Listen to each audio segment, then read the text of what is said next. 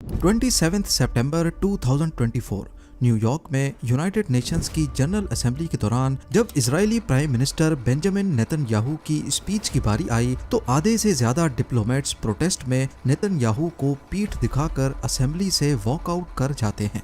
Message बिल्कुल clear था, Israel की गाजा और लेबनान पर बमबारी। लेकिन वॉकआउट करने का क्या फायदा, उसके बाद इजराइल ने यमन पर भी हमले शुरू कर दिए हैं। सिर्फ गाजा की बात की जाए तो पिछले एक साल के दौरान 42,000 से ज्यादा बेकसूर लोग मारे जा चुके हैं, जिनमें बच्चे और औरतें भी शामिल थे, और लाखों लोग बेघर हुए, वो अलग। अमेरिका, यूरोपियन यूनियन और यूके ने कई मर्तबा इजराइल को वार्न भी किया है कि ये जंग भयानक शक्ल भी इख्तियार कर सकती है। इसकी एक झलक 1 अक्टूबर 2024 को दुनिया ने तब देखी जब ईरान ने 1800 किलोमीटर दूर से 200 बैलिस्टिक मिसाइल्स इजराइल पर फायर किए। और 2 अक्टूबर तक की रिपोर्ट ये है कि इजराइल ने ईरान को संगीन नताइज की धमकी दी है। जहां दुनिया ये सब रोकने पे तुली है, वहीं इजराइल किसी अनकंट्रोल्ड मॉन्स्टर की तरह अपने 5 में से 3 फ्रंट्स पर मुसलसल जंग लड़ रहा है। मिडिल ईस्ट में चारों तरफ अरब कंट्रीज से घेरे हुए छोटे से इजराइल में आखिर इतनी ताकत आई कहां से है? क्या वजह है कि दुनिया की बड़ी ताकतों के बार बार वार्न करने के बावजूद भी वो इजराइल को रोकने में अभी तक नाकाम है? नाज़रीन, इजराइल की असल ताकत समझने से पहले हमें थोड़ा सा करंट सिचुएशन के बारे में समझना भी जरूरी है। इजराइल और पैलेस्टाइन का मसला तो तब से चल रहा है जब इन दोनों का कोई वजूद भी नहीं था। इस मसले की असल जड़ क्या है, इस पर आप ज़ेम टीवी की ये डिटेल वीडियो भी देख सकते हैं, जिसका लिंक भी डिस्क्रिप्शन में मौजूद है। फिलहाल कंडीशन ये है कि फ़लस्तीनियों को इजराइल ने धकेल कर एक छोटी सी स्ट्रिप तक महदूद रखा हुआ है, जिसे गाजा स्ट्रिप कहते हैं। ये टेरिटरी सिर्फ 360 स्क्वायर किलोमीटर के एरिया पर फैली हुई है, जहाँ से ना निकलना आसान है और ना इसके अंदर जाना। एक साइड पे मेडिटेरेनियन, एक तरफ इजिप्ट, तो 2 साइडों पे इजराइल मौजूद है। सिर्फ जरूरत की अशिया यहाँ जाती हैं, वो भी सिर्फ तब जब इजराइल चाहता है। इसी वजह से इंटरनेशनल कम्युनिटी का मानना है कि गाजा स्ट्रिप दुनिया का सबसे बड़ा ओपन एयर प्रिजन है। गाजा इस वक्त हमास के कंट्रोल में है, जो कि एक मिलिटेंट विंग है। पिछले साल अक्टूबर में जब हमास ने इजराइल पर हजारों रॉकेट्स फायर किए, तो उसके नतीजे में इजराइल ने जो जवाबी कार्रवाई शुरू की वो अभी तक चल रही है। इसका सबसे ज्यादा नुकसान गाजा की लोकल पॉपुलेशन को हो रहा है, जो ना चाहते हुए भी इस जंग में धकेले जा रहे हैं। 42,000 से ज्यादा लोग मारे गए, जिनमें बच्चे भी शामिल थे। हजारों लोग बेघर हुए और जख्मी इतने कि गिनती करना भी मुश्किल है। गाजा जो एक शहर था, अब लाखों टन मलबे का ढेर मालूम होता है। इजराइल का कहना है कि ये सब उन्होंने हमास के मिलिटेंट विंग को खत्म करने के लिए किया है और आगे भी करता रहेगा। पर सोच को ये बात हजम नहीं होती कि गाजा, जिसकी 2017 में पॉपुलेशन 5 लाख के करीब थी, उनमें से 42,000 लोग यानी पॉपुलेशन का 8.5% मिलिटेंट विंग कैसे हो सकता है? इजराइल के हमलों से बचने के लिए गाजा की लोकल पॉपुलेशन के पास सिर्फ एक ही रास्ता बचा है कि वो गाजा स्ट्रिप छोड़कर लेबनान में पनाह लें। जी हाँ, वही लेबनान जहाँ आजकल इजराइल की एयर स्ट्राइक्स चल रही हैं। पर यह काम इतना आसान नहीं होता। पहले इजिप्ट से रेड सी के जरिए जॉर्डन में एंट्री करनी पड़ती है, फिर वहाँ से सीरिया और फिर आखिर में लेबनान। लेबनान में हिजबुल्लाह का काफ़ी असरो रसूख है, जो कि एक ईरानियन बैक्ड मिलिटेंट ग्रुप है, और ये ग्रुप गाजा में हमास की हेल्प भी करता है। पर आखिर ये हिजबुल्लाह है कौन? 1980s में लेबनान में सिविल वॉर के दौरान इजराइल ने साउथ लेबनान पे कब्जा कर लिया था। इजराइल से मुकाबला करने के लिए वहाँ एक आर्म्ड ग्रुप उभर कर सामने आया, जिसे हिजबुल्लाह का नाम दिया गया। इस ग्रुप ने इजराइल को लेबनान से बाहर धकेला और तब से लेकर ये लेबनान का एक पावरफुल पॉलिटिकल और मिलिटेंट विंग है। एक्सपर्ट्स का कहना है कि ये ग्रुप लेबनान की आर्मी से भी ज्यादा पावरफुल है और इसको ईरान की सपोर्ट हासिल है। जब से हिजबुल्लाह का वजूद हुआ है, तब से लेकर ये इजराइल के लिए खतरा बना हुआ है और हर आए दिन इनकी झड़पें होना एक मामूल बन चुका है। लेकिन पिछले साल गाजा पर हमलों के बाद से हिजबुल्लाह ने खुल्लम खुल्ला फलस्तीनियों का साथ देने का ऐलान किया था।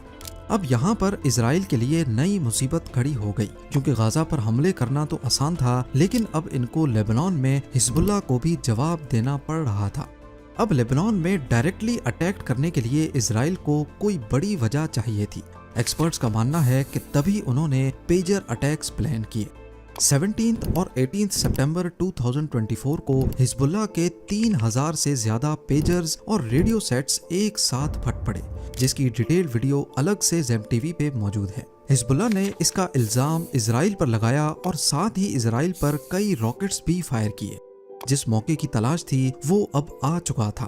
اسرائیل نے اگلے دن سے ہی ساؤتھ لیبنان پر ایئر اسٹرائکس شروع کر دی اور ہزاروں لوگ اپنے گھر چھوڑنے پر مجبور ہو گئے۔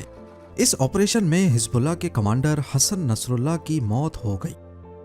دوسری طرف دیکھا جائے تو دنیا بھر کی کنٹریز نے مڈل ایسٹ کی اس سچویشن کو مزید خراب ہونے سے پہلے لڑائی کو ختم کرنے کے لیے بھی بھرپور کوشش کی ہے، اور کئی کنٹریز نے اسرائیل کو کافی کرٹیسائز بھی کیا ہے۔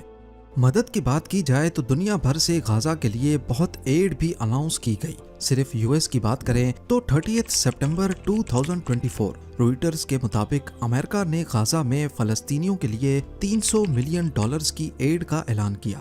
7 March 2024 U S president Joe Biden نے غزہ میں مدد کرنے کے لیے ملٹری پورٹ بنانے کا اعلان کیا، اور اسی سال 27 فیب کو یو ایس ایڈ نے $53 ملین کی فوری امداد کا اعلان بھی کیا۔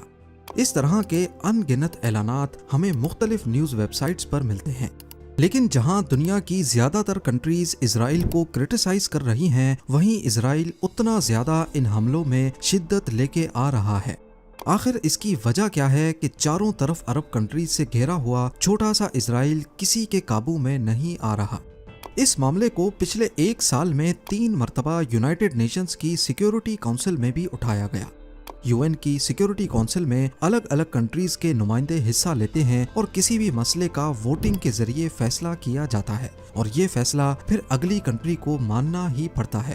لیکن تینوں مرتبہ سیکیورٹی کونسل میں جب سیز فائر کا ایگریمنٹ ہوا تو امریکہ نے اپنی ویٹو پاور کا استعمال کرتے ہوئے اس فیصلے کو رد کر دیا۔ جی ہاں، وہی امریکہ جس نے غزہ کے لیے کروڑوں ڈالرز کی ایڈ کا اعلان کیا تھا۔ جون 2024 میں تو امریکہ نے خود ایک سیز فائر کا ایگریمنٹ فائل کیا تھا، جو سیکیورٹی کونسل میں پاس بھی ہو گیا، لیکن اس کو بھی بعد میں ویٹو کر دیا گیا۔ ایک طرف پریزیڈنٹ جو بائیڈن کا کہنا ہے کہ جنگ کسی کے حق میں نہیں ہے، تو دوسری طرف یو این میں ویٹو پاورز کا استعمال بھی امریکہ نے ہی کیا۔ نہ صرف اتنا بلکہ stock home international peace research institute کے مطابق 2019 اور 2023 کے بیچ اسرائیل نے جتنے بھی ویپنز امپورٹ کیے ان میں سے 69% امریکہ سے منگائے گئے، اور تو اور امریکہ کی طرف سے ہر سال اسرائیل کو $3.8 بلین کی ملٹری ایڈ بھی دی جاتی ہے۔ یہ ساری انفارمیشن پبلکلی بھی موجود ہیں۔ لوگوں کا کہنا ہے کہ امریکہ غزہ پر حملے روکنے کی بات تو کرتا ہے، دوسری طرف اسرائیل کو سپورٹ بھی کرتا ہے۔ یہی وجہ ہے کہ جنگ کم ہونے کے بجائے بڑھتی ہی جا رہی ہے، جو آنے والے وقت میں مڈل ایسٹ میں کوئی بھیانک شکل بھی اختیار کر سکتی ہے۔ پر یہاں ایک اہم سوال پیدا ہوتا ہے کہ آخر امریکہ ایسا کر کیوں رہا ہے؟ اس سوال کے جواب کی کڑیاں ریلیجن سے جا کر ملتی ہیں۔ یو ایس کے ویٹون کالج کی ایک ریسرچ کے مطابق امریکہ میں ایک بہت بڑی پاپولیشن قریب 35 سے 40% لوگ ایسے ہیں جو بائبل پر پورا یقین رکھتے ہیں اور اس کو فالو بھی کرتے ہیں۔ ان میں سے کافی سارے لوگوں کا ماننا ہے کہ اسرائیل کا بننا بائبل کے عین مطابق ہے۔ امریکہ میں ایک آرگنائزیشن ہے جس کا مقصد اسرائیل کی پروٹیکشن اور یہودیوں کے لیے آواز اٹھانا ہے۔ اس آرگنائزیشن کو کوفی کہا جاتا ہے، یعنی کرسچنز یونائٹڈ فار اسرائیل۔ پوری دنیا میں اس آرگنائزیشن کے 10 ملین ممبرز ہیں، جن میں امریکن پولیٹکس کے کافی بڑے بڑے نام بھی شامل ہیں۔ کرسچنز کے اس گروپ کو زائونسٹ بھی کہا جاتا ہے۔ یاد رکھیں کہ کرسچینٹی ایک الگ ریلیجن ہے اور جوئش ایک الگ، جبکہ زائونزم ایک ایسی پولیٹیکل موومنٹ ہے جو اسرائیل کے حق میں کام کرتی ہے۔ سب سے اہم بات یہ ضروری نہیں کہ ہر جو یا ہر کرسچن زائونسٹ ہو۔ زائونسٹس کا یہ گروپ امریکن پالیٹکس یا گورنمنٹ میں اپنی مرضی کے فیصلے کیسے کرواتا ہے، اس کے لیے ایک الگ کمیٹی ہے جس کو APEC یعنی امریکن اسرائیل پبلک افیئرز کمیٹی کہا جاتا ہے۔ یہ دنیا کی سب سے بڑی اور سب سے پاورفل لابنگ کمیٹی ہے جو امریکن کانگریس میں جو چاہے جب چاہے اپنی مرضی کے فیصلے کروا سکتی ہے۔ US کانگریس میں ہی سارے فیصلے کیے جاتے ہیں، نئے قانون بنائے جاتے ہیں، بجٹ اپروو ہوتے ہیں اور جنگیں بھی مسلط کی جاتی ہیں۔ US کانگریس کے ممبرز یہ تمام فیصلے ووٹنگ کے ذریعے کرتے ہیں۔ اب اگر کوئی ایک بڑا گروپ US کانگریس کے زیادہ تر ممبرز کو خرید لے اور ان سے کہے کہ فلاں ریزولوشن میں ووٹنگ ان کے حق میں دینی ہے، تو اس کو کہتے ہیں لابنگ کرنا۔ اور حیرت کی بات یہ ہے کہ امریکہ میں لابنگ کرنا بالکل لیگل ہے، لیکن اس کی کچھ شرطیں ہیں۔ جو لابنگ کر رہا ہے اس کو یہ تمام ڈیٹیلز پبلک رکھنی ہے اور انڈر دی ٹیبل کسی بھی کانگریس کے ممبرز کو پیسے نہیں دینے، یعنی جو کچھ ہوگا سب کے سامنے ہوگا۔ APEC کی ویب سائٹ پہ صاف صاف لکھا ہے کہ یہ گروپ امریکن گورنمنٹ میں اسرائیلی پالیسیز لاگو کروانے کے لیے لابی کرتا ہے۔ نہ صرف اتنا بلکہ وہ کینڈیڈیٹس جو US جنرل الیکشن میں کھڑے ہوئے اور ان کو APEC کی سپورٹ حاصل تھی، ان میں سے 98% الیکشن جیت گئے۔ ان کینڈیڈیٹس کو $40 ملین بھی دیے گئے۔ یہ گروپ نہ صرف امریکن پالیٹکس میں اسرائیل پسند پالیسیز لاگو کرواتا ہے بلکہ جو اسرائیل کے خلاف ہیں ان کو ہرانے کا کام بھی کرتا ہے۔ ان کی ویب سائٹ پہ لکھا ہے کہ انہوں نے 24 ایسے کینڈیڈیٹس کو بھی ہروایا جو پرو اسرائیل پالیسیز کے خلاف تھے۔ APEC کی اسرائیل کے لیے سپورٹ اب کافی بھیانک شکل اختیار کرنے لگی ہے۔ ہوا کچھ یوں تھا کہ اسرائیل کی بمبنگز اور غزہ میں ہیومن رائٹ وائلیشن کے خلاف ساؤتھ افریقہ نے انٹرنیشنل کرمنل کورٹ ICC میں ایک کیس فائل کیا۔ یہ کورٹ یونائٹڈ نیشنز کا حصہ ہے لیکن یہ امریکہ کے ڈائریکٹ کنٹرول میں نہیں ہے۔ 24 اپریل 2024 کو ICC کے چیف پروزیکیوٹر اسد کریم خان کو 12 US سینیٹرز کی طرف سے ایک دھمکی آمیز لیٹر ریسیو ہوتا ہے جس میں لکھا تھا کہ ہمیں رپورٹ ملی ہے کہ ICC اسرائیل کے prime minister Benjamin Nitin Yahoo اور دوسرے اسرائیلی لیڈرز کو اریسٹ کرنے کے آرڈرز نکالنے والا ہے۔ اس میں لکھا تھا کہ اگر آپ نے ایسا کیا تو ہم یعنی US آپ کے ادارے کے خلاف بدترین سینکشنز لگائیں گے، آپ کی اور آپ کی فیملی کے US وزٹس پر بھی پابندی لگا دیں گے۔ اس لیٹر میں صاف صاف لکھا تھا "If you target Israel, we will target you"، اور آخر میں لیٹر کے اینڈ میں مینشن کیا گیا "You have been warned"۔ اس لیٹر کے ساتھ ان 12 US سینیٹرز کے نام اور سگنیچرز بھی اٹیچڈ تھے۔ مزے کی بات یہ ہے کہ APEC کی ویب سائٹ پر ان تمام سینیٹرز کی لسٹ موجود ہے جو پرو اسرائیلی کینڈیڈیٹس ہیں اور جن کے لیے فنڈنگ جمع کی جا رہی ہے، اور ICC کے چیف پروزیکیوٹر کو دھمکی آمیز لیٹر لکھنے والے سینیٹرز کے نام بھی اسی لسٹ میں کھلم کھلا لکھے ہیں۔ پر کہانی ابھی بھی باقی ہے۔ بانڈز کے بارے میں تو آپ سب نے سن رکھا ہوگا، یہ زیادہ تر گورنمنٹس ایشو کرتی ہیں انویسٹر سے پیسہ جمع کرنے کے لیے، اور بدلے میں بانڈ خریدنے والے کو سالانہ پروفٹ دیا جاتا ہے۔ اس کا فائدہ یہ ہوتا ہے کہ گورنمنٹ کو لون کی صورت میں پیسے مل جاتے ہیں اور جب بھی بانڈ واپس کرنا ہو تو گورنمنٹ وہ واپس خرید بھی لیتی ہے۔ اب آتے ہیں اصل اسٹوری پہ۔ دی گارڈین کی ایک اسٹوری کے مطابق اگست 2023 میں اسرائیلی بانڈز کے ایک ریپرزینٹیٹو نے امریکہ میں اوہایو اسٹیٹ ٹریجرر کو ای میل کر کے کہا کہ کیا وہ $5 ملین کے اسرائیلی بانڈ خریدیں گے۔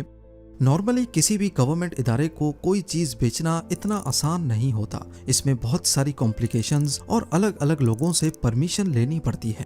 لیکن حیرت انگیز طور پہ اگلے 40 منٹوں میں ہی ٹریجرر آفس نے اسرائیلی بانڈز کی پرچیز اپروو کر دی۔ بعد میں معلوم پڑا کہ حماس اور اسرائیل کی جنگ شروع ہونے کے بعد مختلف US اسٹیٹس اور میونسپیلٹیز نے کم سے کم $1.7 بلین کے اسرائیلی بانڈز خریدے ہیں۔ یوں معلوم ہوتا ہے کہ امریکہ کی اسرائیل کو سپورٹ کرنے کی ایک نہیں بہت ساری وجوہات ہیں، جن میں سب سے آخری ہے مڈل ایسٹ میں امریکہ کی سپورٹ۔ جیسا کہ آپ جانتے ہیں کہ ایران اور US کے بیچ پچھلی کئی دہائیوں سے مسئلے چلتے آ رہے ہیں۔ افغانستان میں 20 سالہ امریکن قبضہ ہو یا عراق میں ہونے والی جنگ، امریکہ کو مڈل ایسٹ اور ساؤتھ ایشیا میں ایک وفادار پارٹنر کی ضرورت ہے، اور یہ پارٹنرشپ اسرائیل کے علاوہ کون نبھا سکتا ہے؟